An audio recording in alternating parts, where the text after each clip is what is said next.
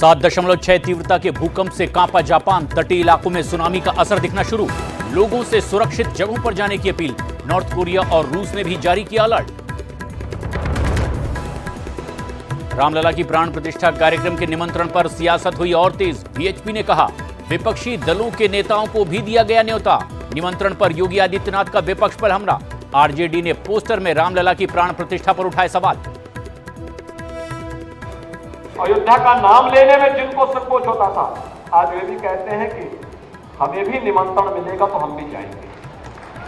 ये परिवर्तन है। क्या भगवान के दर्शन के लिए इनकी मध्यस्थता की जरूरत है? ये होते कौन है निमंत्रण देने वाले? जब मन होगा जाएंगे।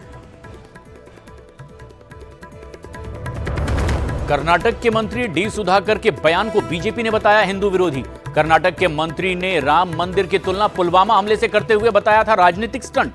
अपने मंत्री के बयान पर सीएम सिद्धारमैया की सफाई। कहा हम अयोध्या में राम मंदिर और उसके निर्माण के खिलाफ नहीं।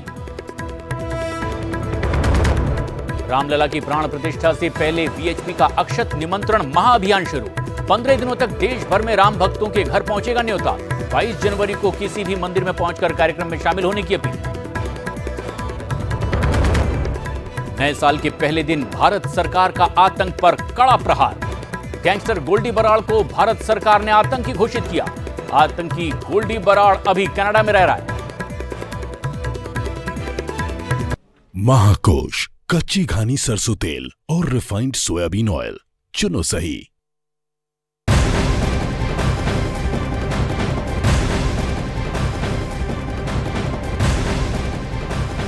और इस वक्त की एक ब्रेकिंग न्यूज आ रही है। जापान में तेज भूकंप के झटके के बाद सुनामी आने की खबर है और ऐसे में ये इस वक्त की एक बेहद अहम और बड़ी खबर है। जापान में 7.6 तीव्रता का भूकंप आया है और अब खबर आ रही है कि भूकंप के बाद जापान के कई इलाकों में सुनामी आ गई है और इसके बाद जापान में कई जगह रेल सेवाएं भी रोक दी गई है।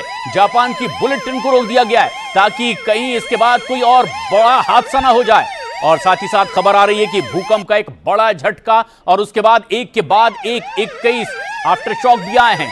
यानी इन 3 घंटों के भीतर ही करीब 21 से ज्यादा और आफ्टर शॉक भी महसूस किए गए हैं और ये एक बेहद अहम और बड़ी खबर भी है। ऐसे में एक आपात बैठक भी बुलाई गई है और कैबिनेट के मुख्य सचिव ने कहा है कि अभी खतरा पूरी तरीके से टला नहीं है और इसीलिए लोगों को सुरक्षित जगहों पर जाने के लिए कह दिया गया है। अलर्ट कुछ इसी तरह से जारी किया गया है पूरे जापान में और खासतौर पर तटीय इलाकों से अब लोगों को सुरक्षित जगहों पर जाने के लिए कह दिया गया है। ग्राउंड फ्लोर से ऊपर की मंजिलों पर जाने के लिए कह दिया गया हाई राइज इमारतों में रहने वाले लोगों को। और खास बात यह है कि समुद्री तट के किनारे के लोगों को अब इस इलाके को खाली करके सुरक्षित जगहों पर जाने के लिए कहा गया है। 7.6 तीव्रता का एक बड़ा भूकंप और उसके बाद सुनामी और माना यह जा रहा है कि 16 फीट ऊंची लहरें आ सकती है और कुछ तस्वीरें अब आनी शुरू हो चुकी है।